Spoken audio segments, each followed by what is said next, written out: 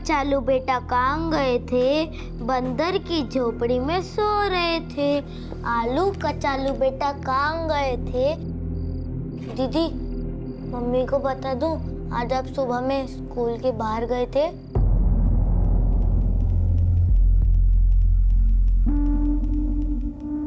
और कैसे हो?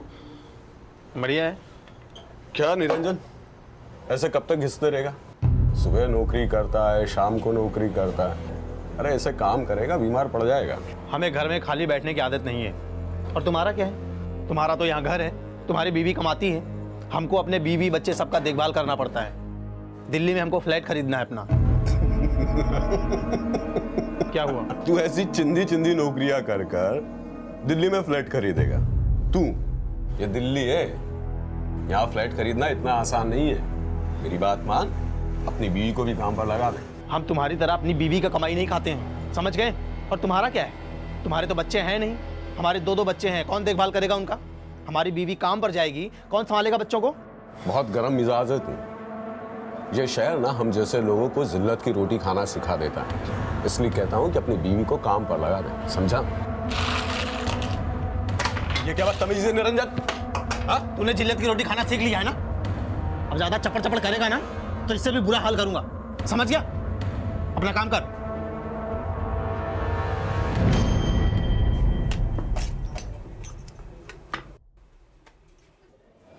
देख ली सीरियल? हाँ मम्मी।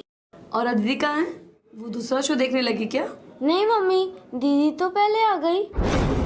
अदिति तो घर पे आई नहीं, कहाँ है वो?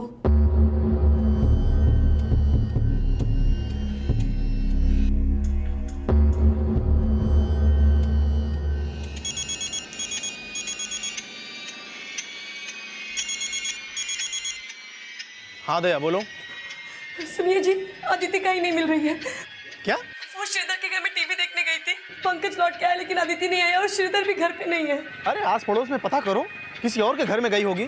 तुम पता करो, मैं यहाँ पर काम खत्म करके जल्दी आने की कोशिश करता हूँ, ठीक है?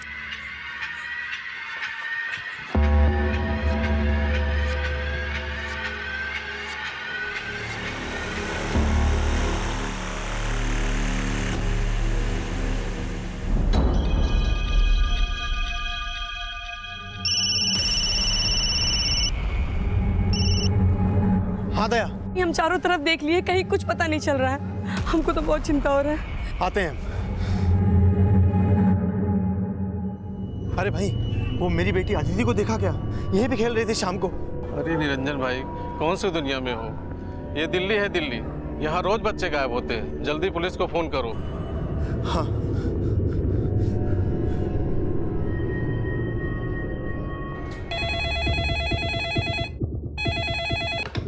Hello, control room.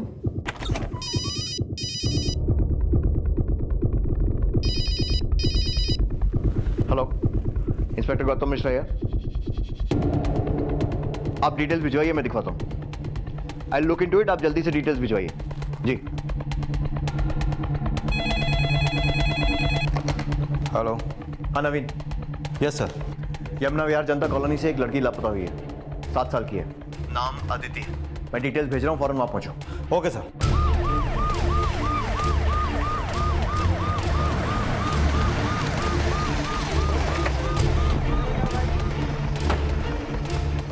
ये निरंजन यादव कहाँ रहता है? उसकी बेटी गायब हुई है ना? हाँ सर, ये इधर आइए। सर, हम तो अपने काम पर थे। दया का फोन आया कि अदिति नहीं मिल रही है। हमारा बेटा पंकज, अदिति हमारे पड़ोसी श्रीधर के यहाँ टीवी देखने गए थे। आपके पड़ोसी ने क्या कहा आपसे? सर, दोनों बच्चे करीब 9:15 के आसपास श्रीधर भैया के घर पे टीवी देखने गए थे। हम खुद अपनी आंखों से देख के आए थे। ये लोग कुछ छुपा रहे हैं सर। सबसे पहले उस कब्रिस्तान से ये कंफर्म करो कि इन्होंने आमिर को वहीं दफनाया है। लेकिन जब अदिति नहीं आई तो हम दोबारा गए और वहाँ पे कोई नहीं था। सर, श्रीधर तो खुद हमारी दुकान पर आया था जहां हम काम करते हैं, 10 बजे करीब। 9:15 बजे आपकी बीवी ने श्रीधर को आपके बच्चों के साथ उसके घर पे देखा। और जैसा कि आपने बताया कि 10 बजे वो आपसे मिलने आपके सेठ की दुकान पर आया। आपके सेठ की दुकान है कहाँ? यही पास में।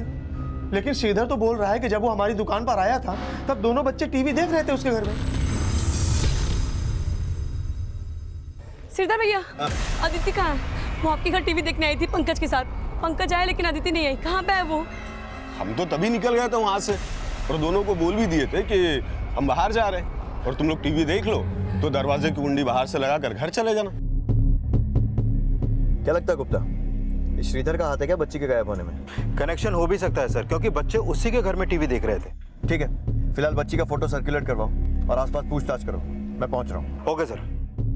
अदिति को गायब हुए 2 घंटे बीत चुके थे, लेकिन अब तक अदिति से जुड़ी कोई भी लीड सामने नहीं आई थी। वहीं अदिति के माता पिता को कई तरह की आशंकाएं घेर चुकी थी, जो किसी भी तरह के नतीजे से ज्यादा भयावह थी।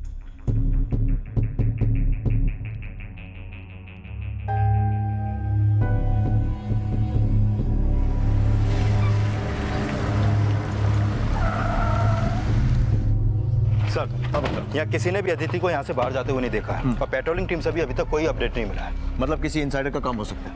मलिक, जितने भी घर हैं हर घर में सर्च करो।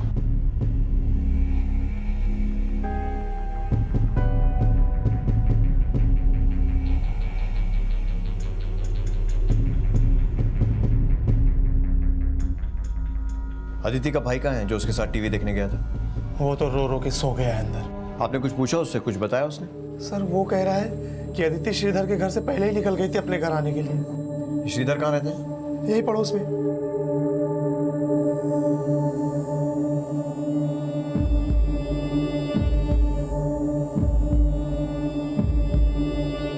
जब अदिति गायब हुई कहाँ था तू? साहब वो निरंजन जहाँ काम करता है ना, उसके बराबर में दारू का ठेका है, वहीं गया था दारू लेने के लिए। लेकिन साहब जब मैं घर से निकला था ना, तब आदित्य और पंकज टीवी देख रहे थे। वापस आया तो पता चला कि आदित्य गायब हो गई। अकेला रहता है घर में? नहीं साहब, बीवी भी है। वो पास ही में एक फैक्ट्री है, वहाँ पर एम्ब्रॉयडरी का काम करती, नाइट शिफ्ट है उसकी साहब। वो रोज काम करती है और तू रोज दारू पीता है? नहीं मतलब कभी कभी मन करता है तो पी लेता हूँ। अदिति के गायब होने में तेरा हाथ तो नहीं है ना? अरे नहीं साहब, वो तो मेरी बेटी जैसी थी और जब आदित्य गायब हुई थी तो मैं तो घर पर था ही नहीं, निरंजन के साथ था। चाहो तो आप उससे पूछ लो साहब। सर, बिल्डिंग में हर जगह देख लिया लेकिन कुछ पता नहीं चला। छत पर देखा? नहीं सर।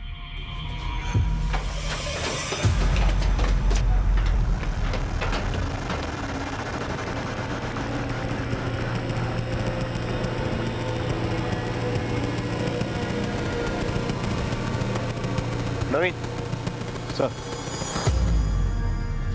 ये आजू बाजू की बिल्डिंग से भी कोई यहाँ आ सकता है और अदिति को लेके जा सकता है। संजय, बाजू की बिल्डिंग में पता करो। सर, हो सकता है कि अदिति का किडनैप किया गया और ये मामला फिरौती का हो। लेकिन सर अदिति के घर वालों की हालत देख के लगता नहीं है कि मामला रैंसम का होगा। और एक बात सर, किसी ने ना तो अदिति के चीखने चिल्लाने की आवाज़ सुनी और ना ही किसी ने उसको किसी के साथ जाते हुए देखा है।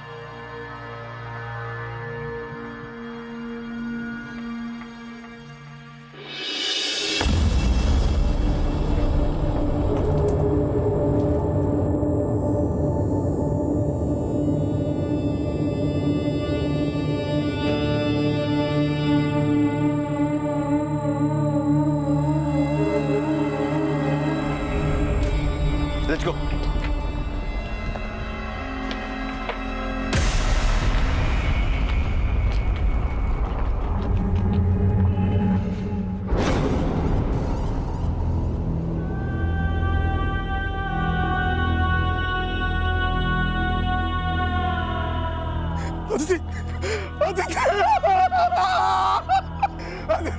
किसे मारा हमारी बच्ची?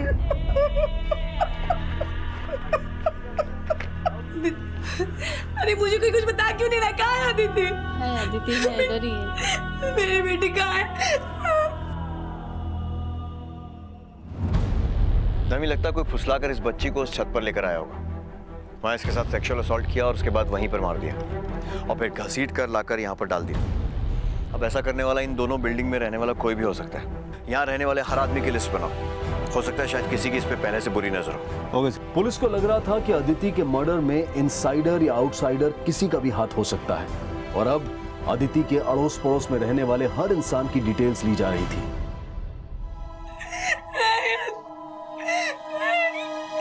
क्या बिगाड़ा था ना मेरी बेटी से? किसी का क्यों मारा उसे?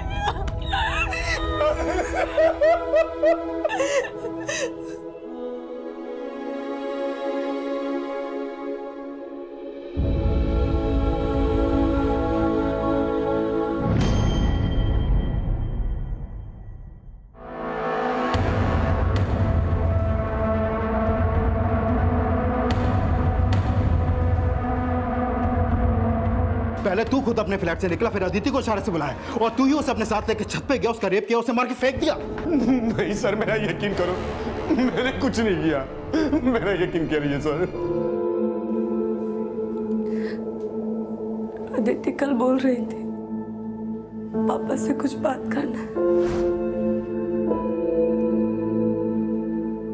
पापा वो क्या बात है बेटा, कुछ कहना चाहते हो हमसे? पता नहीं क्या बात थी, गुमसुम सी थी कुछ दिन से।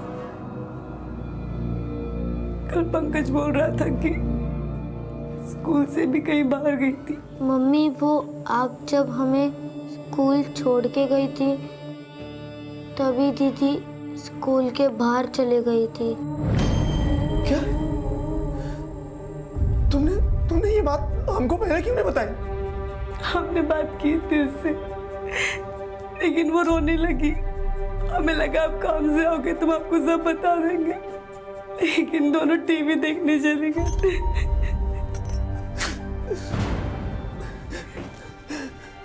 हे बेटा, पंकज बेटा, दीदी स्कूल से कहाँ गई थी, कुछ पता है तुम्हें? ये पंकज भी तो टीवी में ही घुसा रहता है, इसकी दीदी कहाँ गई इसको कुछ पता नहीं चला। बेटा याद करने की कोशिश करो, जब तुम और दीदी टीवी देख रहे थे तो दीदी कहाँ चली गई थी, कुछ जानते हो बेटा? पापा हम और दीदी टीवी देख रहे थे, तभी एक दाढ़ी वाले अंकल हमें दरवाजे से देख रहे थे। दाढ़ी वाले?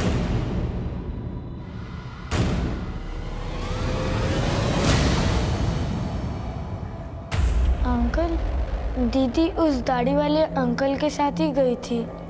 आप जानते हो उन्हें? कौन थे वो?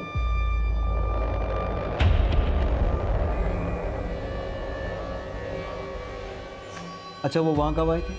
शुरू से बताओ। हम और दीदी टीवी देख रहे थे, तभी श्रीधर अंकल चले गए। बच्चों मैं बाहर जा रहा हूँ, तुम लोग टीवी अगर देख लो तो बाहर से दरवाजा लगाकर बंद कर देना। आमिर और सुमित के घर के आसपास पूछताछ करो। मुझे लगता है कि सुमित के साथ दी एक सेकंड रुको ना, खत्म होने को है, साथ में चलेंगे। आस पड़ोस का हो सकता है या फिर कोई खरीदी, जिस पे भी डाउट आ रहा है उठा लो। हमने देखा दीदी उस दाढ़ी वाले अंकल के साथ ही गई थी। सर, आपको एक बात और बतानी थी। क्या? पंकज बता रहा था कि अदिति कल स्कूल से कहीं बाहर गई थी और छुट्टी होने पर आई थी। कहाँ चली गई थी? ये तो पंकज को भी नहीं मालूम, लेकिन अदिति ने ऐसा पहले कभी किया नहीं है। क्या उसको स्कूल में किसी से कोई परेशानी थी? लगता तो नहीं सर। पैसों की तंगी की वजह से इस बार हम सही समय पर फीस नहीं जमा कर पाए थे, तो इन दोनों को प्रिंसिपल ने सजा दी थी। हमें और दीदी को क्लास के बाहर खड़ा किया था।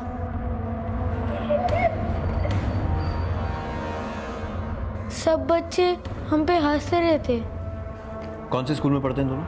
यमुना विहार स्कूल। इनके स्कूल में पता करवाओ और इनके आसपास रहने वाले जितने भी दाढ़ी वाले लोग हैं सबकी शिनाख्त का बंदोबस्त करो। Okay sir. अदिति के भाई पंकज के बयान के आधार पर अब माना जा रहा था कि अदिति के साथ उस रात जो कुछ भी हुआ था उसमें किसी दाढ़ी वाले आदमी का हाथ था और अदिति के भाई से उनके घर के आसपास सभी आदमियों की पहचान करवाने की कोशिश की जा रही थी। वहीं पुलिस की एक टीम अदिति के स्कूल में भी पूछताछ कर रही थी। सर वैसे अदिति तो स्कूल कभी बंक नहीं करती, मुझे लगा वो कल एब्सेंट होगी। लेकिन हमें पता चला है कि फीस ना भरने की वजह से अदिति और उसके भाई को पनिशमेंट दी गई थी। सर वो साहब, ये लड़की अदिति बहुत ही हंसमुख है, मैंने कभी परेशान नहीं देखा इसे। लेकिन साहब जब से ऐसे पनिशमेंट दिया गया है तब से गुमसुम रहने लगी है। सिर्फ पनिशमेंट की वजह से गुमसुम हुई या वजह कुछ और ही थी? कैसी वजह साहब? अदिति के भाई पंकज ने अदिति को किसी दाढ़ी वाले आदमी के साथ जाते हुए देखा था। आपके स्कूल में कोई ऐसा है जिसके दाढ़ी है और जो अदिति के साथ कुछ गलत? आई डोंट नो सर, आप सबसे पूछ सकते हैं। आपके बेटे पंकज ने आस पड़ोस में रहने वाले तो किसी को भी आइडेंटिफाई नहीं किया। श्रीधर के अलावा कोई और है जिस पर आपको शक है? दया, कहीं ये सिकंदर बाजवा तो नहीं? ये सिकंदर बाजवा कौन? सर अदिति बहुत शरारती थी, एक बार खेल खेल में ही बाजवा के बेटे पे बस पेन की स्याही डाली थी उसने।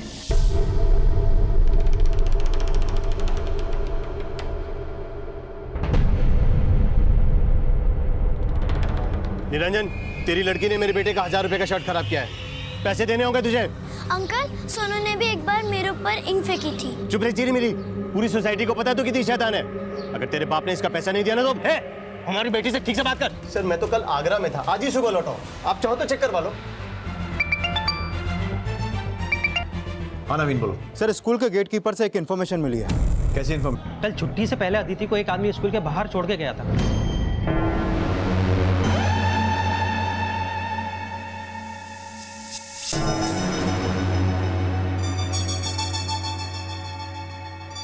रुक बेटा रुक। इस वक्त अभी तो स्कूल की छुट्टी होने वाली है। और वो आदमी कौन है जो अभी छोड़ के गया? तुम्हारी मम्मी कहाँ है? बोलो बेटा कुछ। बच्ची कुछ नहीं बोली और फिर एकदम से स्कूल की छुट्टी हो गई और वो अपने भाई के साथ चली गई। वो आदमी जो अदिति को छोड़ के गया, उसको पहले भी कभी देखा अदिति के साथ? नहीं साहब, मैं नहीं जानता वो आदमी कौन था। उस आदमी का स्केच बनवा सकते हो? हाँ साहब, बनवा सकता हूँ।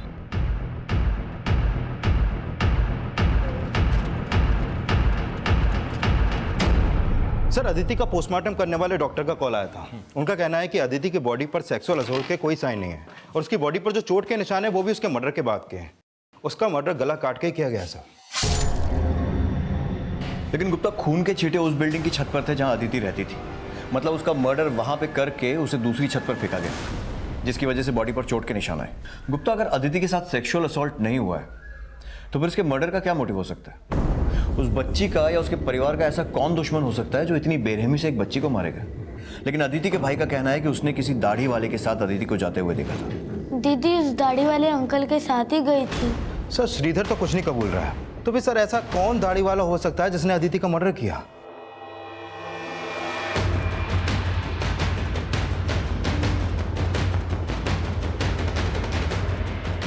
वॉचमैन के बयान के आधार पर उस इंसान का स्केच तैयार किया गया जिसने अदिति को स्कूल छोड़ा था और पूछताछ के दौरान उस अनजान शख्स से जुड़ी एक अहम लीड पुलिस के हाथ लगी। साहब, इस आदमी और बच्ची को तो मैंने देखा यहाँ। इस बच्ची ने मुझसे आइसक्रीम खरीदी और सीधा पार्क में चली गई।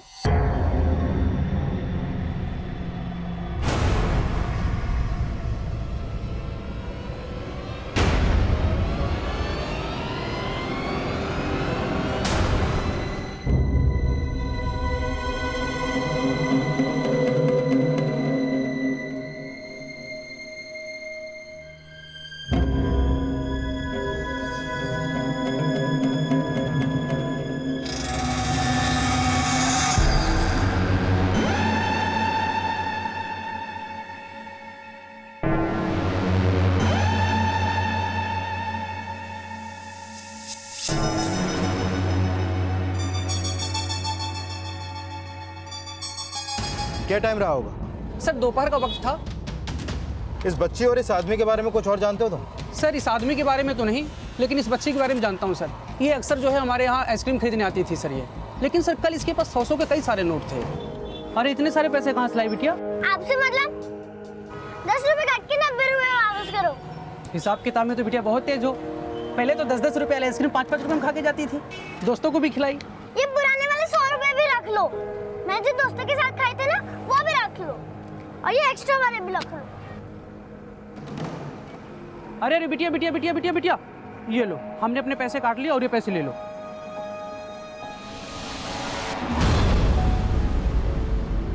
लेकिन सर जब वो बच्ची पहले आइसक्रीम खाने आती थी तो उसके पास पूरे पैसे भी नहीं होते थे, लेकिन कल बहुत पैसे थे सर उसके पास।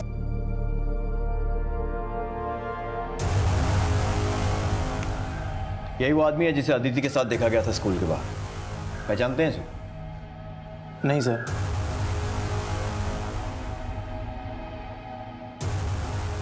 सर ये तो यहीं का एक इलेक्ट्रीशियन है। इलेक्ट्रीशियन? हाँ सर, शंकर नाम है इसका और मार्केट में इसकी दुकान है और यहीं बगल में रहता है। साहब मुझे क्यों गिरफ्तार कर लिया? सब पूरी बात तो बताइए। साहब मैं मानता हूँ दोपहर को उस बच्ची को मैंने उसके स्कूल के बाहर छोड़ा, लेकिन साहब मैंने ऐसा कुछ भी नहीं किया। तो फिर अदिति के साथ पार्क में कर क्या रहा था तू? मैं पार्क के पास से जा रहा था तो उस बच्ची को मैंने पार्क में अकेले देखा। बेटा क्या हुआ, स्कूल नहीं गया आज क्या? लेकिन साहब उसने मुझसे कोई बात नहीं की। साहब वो काफ़ी घबराई हुई लग रही थी, इसलिए मैंने उसे स्कूल के बाहर छोड़ दिया जाके। सर आजकल आए दिन बच्चों के साथ पता नहीं क्या क्या होता रहता है, इसलिए मैंने इंसानियत के नाते उस बच्ची को स्कूल के बाहर छोड़ दिया। तू बातें तो बहुत अच्छी कर रहा है, लेकिन तेरी बातें सुनकर एक कहावत याद आ गई, मुंह में राम बगल में छुरी। साहब आप कहना क्या चाहते हैं? यही कि शायद गंदी नज़र से तू उससे रोज मिलता हो और पैसे का लालच देकर उससे जान पहचान बढ़ा रहा था, और कल रात तो उसके घर के पास गया, उसको बहला फुसला कर छत पे ले गया और मार के फेंक दिया। नहीं साहब हमने ऐसा कुछ भी नहीं किया। वो हम पता लगा लेंगे।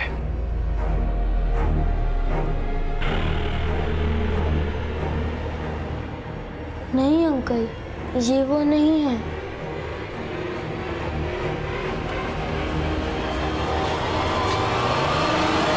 एक बात और पता चली हमें, उस दिन अदिति के पास 600-700 रुपए थे। आइसक्रीम वाले ने भी उसके पास पैसे देखे थे और उसके स्कूल से भी ये बात कंफर्म हुई, और उसके एक दिन पहले भी उसके पास 100 के नोट मिले। क्या? उसके पास इतने पैसे कहां से आए? तो तुमने वो पैसे उसे नहीं दिए? सर हमारी हालत ऐसी नहीं है कि हम बच्चों को इतने पैसे दे सकें। तो फिर इतना पैसा उसके पास कहां से आया? सर हमारी समझ में तो कुछ भी नहीं आ रहा है। शायद तुम्हारी बीवी को कुछ मालूम है। क्या अदिति के पास 100 के नोट? लेकिन वो कहाँ से लाएगी इतने पैसे? दया यही तो हम भी नहीं समझ पा रहे हैं, और पंकज ने भी पुलिस के सामने यही बोला कि इसने अदिति के पास बहुत सारे पैसे देखे। क्यों? हाँ, दीदी ने मुझे चॉकलेट खरीद के दी थी, तभी मैंने बहुत सारे पैसे देखे।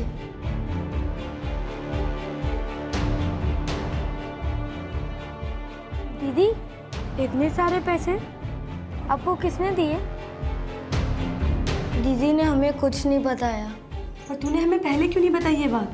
हमें लगा अब दीदी के ऊपर गुस्सा करोगी। निरंजन की आर्थिक स्थिति बेहद कमजोर थी, और ऐसे में निरंजन की 7 साल की बेटी के पास 700-800 रुपए होना काफी चौंका देने वाली बात थी।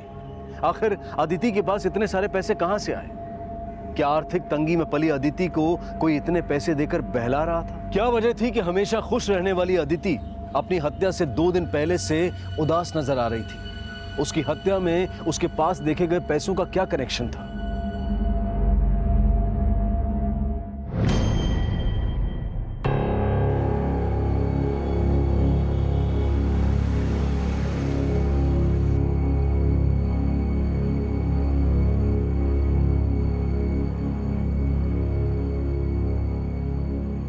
सेठ जी, हम आपके जिस फ्लैट में रहते हैं उसका किराया 5000 से ज़्यादा नहीं है, और हम शाम को 4 बजे से लेकर रात 11 बजे तक जितना काम आपके लिए करते हैं उसकी तनख्वाह कम से कम 7000 होना चाहिए। कायदे से आप 5000 काट के 2000 कैश मुझे और दो। तुमने खुद माना था कि तुम मेरे यहाँ पर नौकरी करोगे और मैं तुमसे भाड़ा नहीं लूंगा। जो बात तय हुई थी ना उसी पे रहो तुम। अरे वो बात तो तय हुए, कितना समय बीत गया है, तब से महंगाई कितनी बढ़ गई है। मेरे जिस फ्लैट में तुम रह रहे हो ना उसका भी किराया बढ़कर 7000 हो गया है। चुपचाप यहाँ पर काम करो वरना नौकरी से भी जाओगे, और जिस फ्लैट में तुम रह रहे हो ना वहां से भी निकाल दूंगा तुम्हें मैं। गुप्ता, ये निरंजन का बेटा बोल रहा है कि इसने अदिति को किसी दाढ़ी वाले के साथ देखा था। दीदी उस दाढ़ी वाले अंकल के साथ ही गई थी। लेकिन किसी को आइडेंटिफाई नहीं कर रहा है। अब इसने वाकई में किसी को देखा था या नहीं, चक्कर कुछ समझ में नहीं आ रहा है। सर 7 साल का बच्चा, हो सकता है उसने चेहरा ठीक से न देखा हो, लेकिन ये साफ है कि बच्चे श्रीधर के घर में टीवी देख रहे थे और अदिति के पास पैसा था। श्रीधर बेकार है, कोई काम धंधा नहीं करता और ऊपर से शराबी भी है, तो हो सकता है कि अदिति के पास इतना पैसा देखकर उसके मन में लालच आ गया, वही अदिति को छत पर ले गया और पैसे छीनने के चक्कर में उसको मार दिया होगा। सर मैंने अदिति के पास कोई पैसा नहीं देखा। माना कि साहब मैं खुद कुछ नहीं कमाता हूं, लेकिन मेरी बीवी तो कमाती है ना साहब, वो खुद मुझको पैसा देती दारू के लिए। साहब आप बिना किसी सबूत के मेरे पति पर कैसे इल्जाम लगा सकते हैं? उसने दाढ़ी रखी है, इसका मतलब ये थोड़ी ना कि वो किसी की भी जान ले सकता है। आप निरंजन से क्यों नहीं पूछते? उसने भी तो पहले दाढ़ी रखी हुई थी। आपका क्या मतलब है? एक बाप अपनी बेटी को। साहब आप उसे जानते नहीं हो, वो बहुत गुस्से वाला है। एक बार तो उसने अपने छोटे भाई की जान लेने की कोशिश भी की थी।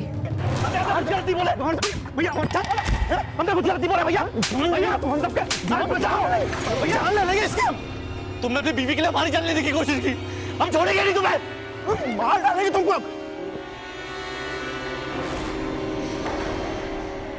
माना साहब कि मेरा पति दारू पीता है, लेकिन निरंजन तो उससे भी ज़्यादा गुस्से वाला है। देखिए साहब, हम नहीं जानते कि उसकी बेटी को किसने मारा है, लेकिन हम सच कह रहे हैं कि हमारे पति ने कुछ नहीं किया है।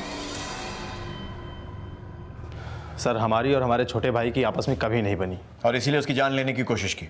जान लेने की कोशिश नहीं सर, बस थोड़ी सी मारपीट हुई थी। क्यों? दरअसल सर, दया दूसरे जात की है। 8 साल पहले हमें उससे गांव में प्रेम हो गया था। हमारे घर वाले नहीं चाहते थे कि हम उससे शादी करें, फिर भी हमने दया से शादी की। उसको लेकर यहाँ दिल्ली आए। यहाँ हम छोटी मोटी नौकरी करने लगे। हम अपने घर वालों को दिखाना चाहते थे कि हम उनके भरोसे नहीं हैं। अपनी कमाई से दिल्ली में खुद का घर खरीदेंगे। कुछ टाइम पहले हमारा भाई अविनाश दिल्ली हमारे घर आया। देखो भैया, हम यहाँ पर इसलिए आए हैं क्योंकि माँ बीमार है और तुमसे मिलना चाहती है। तुमको तो कभी उनका फिक्र हुआ नहीं है, लेकिन वो तुमको याद कर करके मर रही है। हाँ तो ठीक है, मिलाएंगे माँ से, और क्या। और अकेले ही जाना। अपने बीवी बच्चा को लेके गए तो उन्हें देखते ही मर जाएगी वो। इन्हें अपना दुश्मन मानती है वो। अपनी उल्टा बीवी और उसके बच्चों की शक्ल कभी अम्मा को दिखाना मत। क्या गलत बोल रहे हैं? भाभी क्या बोल रहे हैं? क्या बोल रहे हो? मारोगी मुझे? मैं नहीं निकलता। भैया बाहर निकल। अविनाश ने हमारे बीवी बच्चों के बारे में बहुत गंदा बोला, बर्दाश्त नहीं हुआ। गांव कहाँ है तुम्हारा? बलिया, लेकिन अविनाश यहीं रहता है दिल्ली में। दिल्ली में कहाँ? यहीं पास में गोकुलपुरी। सर, शायद निरंजन का इंटरकास्ट मैरिज करने का खामियाजा उसकी बेटी अदिति को उठाना पड़ा हो सकता है कोई निरंजन के बीवी बच्चों को मारकर उसे अकेला करना चाहता हो, जिससे वो गांव वापस चला जाए। हो सकता है। गुप्ता, इसके भाई से मिलो और पता करो। Okay sir.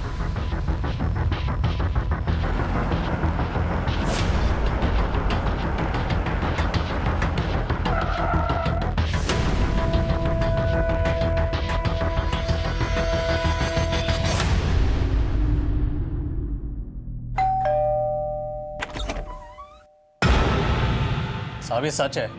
निरंजन एक दूसरी जात की औरत के साथ शादी करके हमारे पूरे खानदान का नाम उसने मिट्टी में मिला दिया। लेकिन हम आपको सच कह रहे हैं, हम यहाँ पे बस अपना काम धंधा करने आए हैं। हमारी बीमार माँ उससे मिलना चाहती है और ये बताने के लिए मैं उसके घर गया। उल्टा वो हमारी जान के पीछे उतारू हो गया। तो फिर ऐसा तो नहीं कि उससे बदला लेने के लिए तूने उसकी बेटी को मार दिया? साहब, लगता है निरंजन ने हमसे बदला लेने के लिए आपको हमारे खिलाफ भड़का है और अपना किया छिपाने के लिए हमें फंसा रहे हैं। आपने किया मतलब? तुम कहना चाहते हो कि निरंजन ने ही अपनी बेटी को मारा है?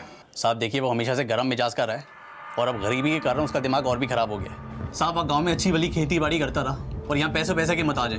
साहब, हो सकता है गरीबी के बोझ में उसने अपना एक बोझ कम करने के लिए अपनी बेटी की जान ले ली हो। सर, ये साफ है कि निरंजन की आर्थिक हालत ठीक नहीं, लेकिन हैरानी की बात तो यही है कि आखिर अदिति के पास इतने पैसे आए कहाँ से? और अब निरंजन का भाई अविनाश ये शक जता रहा है कि हो सकता है कि निरंजन ने ही गरीबी से तंग आकर अपनी बेटी को मारा हो। खुद को बचाने के लिए झूठ भी बोल सकता है। अदिति के मर्डर वाली रात इस अविनाश की एक्टिविटीज पता करो और इस निरंजन को भी इन्वेस्टिगेट करो। पंकज ने अदिति को किसी दाढ़ी वाले के साथ देखा था। ये बात निरंजन ने हमें मर्डर के अगले दिन बताई थी। अंकल, दीदी उस दाढ़ी वाले अंकल के साथ ही गई थी। हो सकता है उसी ने अपने बेटे को ये बात पढ़ाई और उसके बाद कभी श्रीधर और अब अपने खुद के भाई अविनाश पर शक जता रहा है। निरंजन जहां पर काम करता है वहां से उसके घर पहुंचने में मुश्किल से 5 से 7 मिनट लगते हैं। पता करो कि मर्डर वाली रात को 9 से 10 के बीच में वो कहीं गायब हो सके। Okay sir.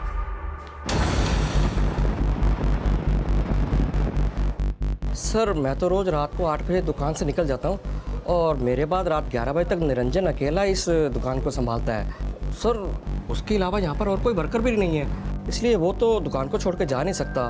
मतलब आप साफ कर रहे हैं कि निरंजन का अपने बेटे के मर्डर में कोई हाथ नहीं है? सर, मैं मानता हूँ कि उसे पैसों की तंगी थी, इसी वजह से वो मेरा भाड़ा भी नहीं दे पा रहा था और इसलिए मैंने उसको यहाँ पर नौकरी दी और उसका भाड़ा माफ़ कर दिया। निरंजन के बेटे का कहना है कि अदिति को मारने वाला कोई दाढ़ी वाला था, और दाढ़ी तो आपने भी रखी हुई है। नहीं सर, ऐसा कुछ भी नहीं है। उस रात दुकान के बाद मैं तो शाहदरा चला गया था। सर, एक बात पता चली, ये माला और श्रीधर का किसी तांत्रिक से काफ़ी मिलना जुलना है। तांत्रिक? जी सर, उनकी शादी को 8 साल हो गए हैं, लेकिन उनके घर पे कोई बच्चा नहीं है। सर, कहीं ऐसा तो नहीं कि अदिति का मर्डर किसी बली वली के चक्कर में किया गया हो? ये देखिए सर, ये उस तांत्रिक की फोटो है। हाँ साहब, हम उस बाबा से मिलते थे अपने गोद भरने के उपाय जानने के लिए, लेकिन साहब उस बाबा ने हमें कभी भी बली वली का उपाय नहीं बताया। सिर्फ बली का उपाय नहीं, अदिति के मर्डर वाली रात को वो खुद बलि देने आया था वहाँ पर, इसीलिए मर्डर वाली रात को तुमने उसे फ़ोन लगाया था। तुम वहाँ नहीं थी और श्रीधर भी वहाँ से निकल गया था। नहीं साहब, ऐसी कोई बात नहीं है। साहब वो बाबा तो बली बली में विश्वास ही नहीं रखते, और साहब निरंजन हमसे ज्यादा उनमें श्रद्धा रखता है। निरंजन? जी साहब, उस निरंजन ने ही तो मिलवाया था हमें बाबा से। सर, हमने ही श्रीधर और माला को उस तांत्रिक बाबा से मिलाया था, लेकिन उसके कुछ समय बाद हमने उस तांत्रिक बाबा के यहाँ जाना छोड़ दिया था। लेकिन तुम मुझसे मिलते क्यों थे? सर, हमें कुछ अच्छा काम नहीं मिल रहा था, घर का खर्चा बड़ी मुश्किल से चल रहा था, तो हमने सोचा कि शायद बाबा के उपाय से कुछ चमत्कार हो जाए, हम दिल्ली में अपना घर खरीद सकें। लेकिन सर, कुछ समय के बाद हमको लगने लगा कि वो तांत्रिक बाबा हमको छल रहा है। छल रहा है या फिर कोई तंत्र मंत्र का उपाय बता दिया था उसने और तुझे भी लालच आ गया कि एक रात में करोड़पति हो जाएगा? सर, आप कहना क्या चाह रहे हैं? वही जो तू समझ रहा है। कहीं ऐसा तो नहीं है ना कि अदिति का खून किसी तंत्र मंत्र के चक्कर में हुआ हो और तूने ही अपनी बेटी? नहीं सर, अगर उसने हमारी बेटी की बलि के उपाय के बारे में कहा होता, हम उसको वहीं काट डालते। अच्छा, और अदिति का गला किसने काटा? उस तांत्रिक ने या फिर तंत्र मंत्र का उपाय बताता था ना वो? तू ये बता कि उसने किसको उपाय बताया, तुझे या फिर श्रीधर और उसकी बीवी को? आर्थिक तंगी से जूझता निरंजन जल्द से जल्द अमीर बनने की मृत तृष्णा में अपनी कमाई का एक बड़ा हिस्सा एक तांत्रिक की दक्षिणा में खर्च कर रहा था। वो सोच रहा था कि वो तांत्रिक उसकी जिंदगी में एक ऐसा चमत्कार कर देगा जिसके बाद वो रातों रात अमीर बन जाएगा और दिल्ली जैसे शहर में उसका अपना घर होगा। लेकिन सच्चाई यह थी कि अपने परिवार की बुनियादी जरूरतों को पूरा करने के लिए उसे 16-16 घंटे काम करना पड़ रहा था। पर क्या कोई बाप अपनी गरीबी के बोझ को कम करने के लिए अपनी ही बेटी को मारेगा, या फिर जल्द से जल्द अमीर बनने का कोई झूठा भ्रम उसे ऐसा करने के लिए ललचा देगा? अदिति के मर्डर में जितनी निरंजन की भूमिका शक के घेरे में थी, उतना ही शक श्रीधर और माला पर भी किया जा रहा था, और यह जानने की कोशिश भी की जा रही थी कि कहीं उस तांत्रिक के छलावे में आकर उन्होंने अदिति का मर्डर तो नहीं किया था। और इस राज को जानने के लिए अब उस तांत्रिक की भूमिका को भी टटोला जा रहा था। कैसी बात कर रहे हैं आप? हम किसी को बलि का उपाय नहीं बताते। लेकिन मुझे लगता है कि तूने बताया है, या तो श्रीधर या उसकी बीवी को, या फिर अदिति के बाप निरंजन को। खैर सच क्या है वो तो हम उगलवा ही लेंगे। नवीन, लेके चलो इसको। ऐसे कैसे आप किसी को ले जा सकते हैं? देखिए, हमारी बात सुनिए, क्या कर रहे हैं आप लोग? देखिए,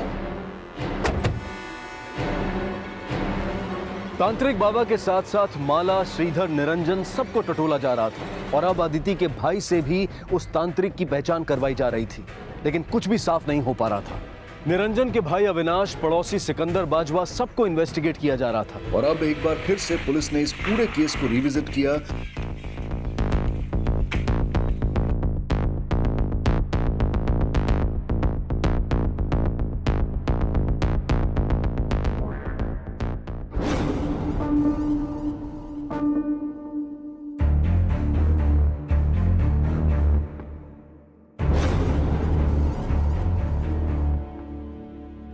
पापा वो।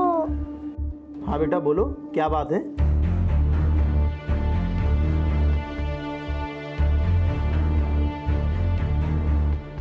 क्या बात है बेटा, कुछ कहना चाहते हो हमसे? बोलो। उस दिन अदिति के पास 600-700 रुपए थे। आइसक्रीम वाले ने भी उसके पास पैसे देखे थे और उसके स्कूल से भी ये बात कंफर्म हुई है, और उसके एक दिन पहले भी उसके पास 100 के नोट मिले।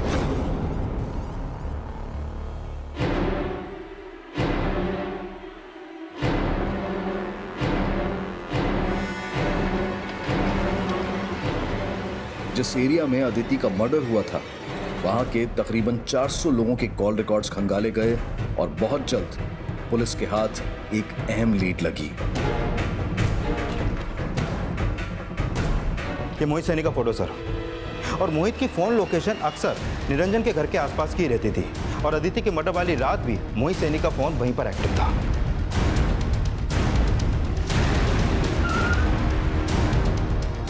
सर मैंने क्या किया सर? सर मैंने क्या किया सर?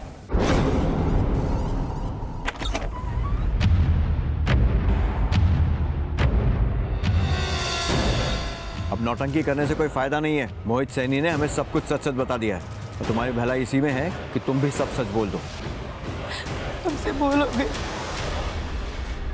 हमें लगा कि मोहित सैनी के पास काम करके हम अपने पति का हाथ बटाएंगे, लेकिन निरंजन जी के पास तो हमारे लिए टाइम ही नहीं था, ना ही बच्चों के लिए।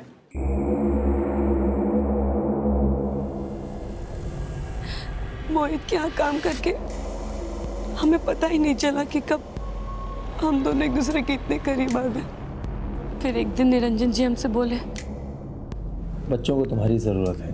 हम इतने काबिल हैं कि अपनी कमाई से हम अपने बीवी बच्चों को पाल सकते हैं। तुम ये काम छोड़ दो बस। हमने काम छोड़ दिया था, लेकिन मोहित और मेरी फ़ोन पे बात होती थी। जब बच्चे स्कूल जाते थे तो कभी कभी मोहित घर पे भी आता था। और उस दिन अदिति की तबीयत खराब हो गई थी और वो स्कूल से जल्दी आ गई घर।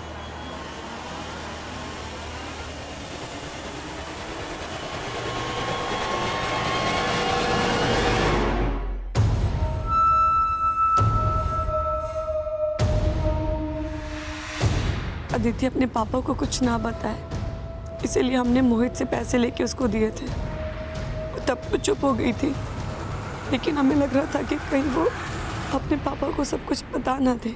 अरे इसका परीक्षा आ रहा है ना, इसीलिए परेशान हो रही है। हमें लगा कि अगर निरंजन को सच पता चलेगा तो उनका गुस्सा इतना खराब है वो हमें जान से ही मार देंगे। हमारे पास दूसरा कोई चारा नहीं था। उस रात जब अदिति पंकज के साथ टीवी देखने गई,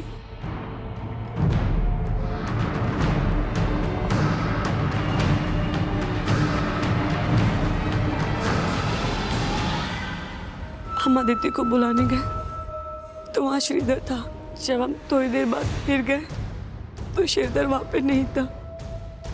हमने अदिति को इशारे में बुलाया और छत पे लेके गए। मेरे पास कोई दूसरा चारा नहीं बचा था। मैं अपने पति को छोड़ सकती थी और न ही मैं मोहित को छोड़ना चाहती थी। बेटा, मम्मी से गलती होगी, मम्मी को माफ कर दे। पापा को कुछ मत बताना, ठीक है? नहीं मम्मी, हम पापा को सब कुछ बता देंगे। पापा ने बोला झूठ बोलना पाप है। बेटा, मम्मी आपसे बहुत प्यार करती है, पापा को बस कुछ मत बताना, ठीक है? नहीं मम्मी, हम सब कुछ बता देंगे पापा को।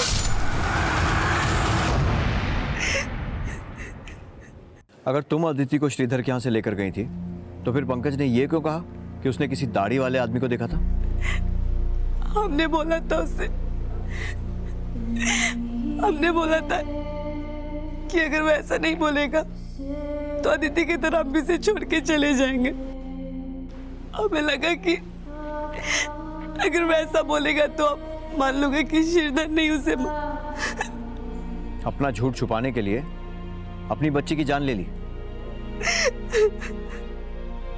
ऐसी माँ हो तुम।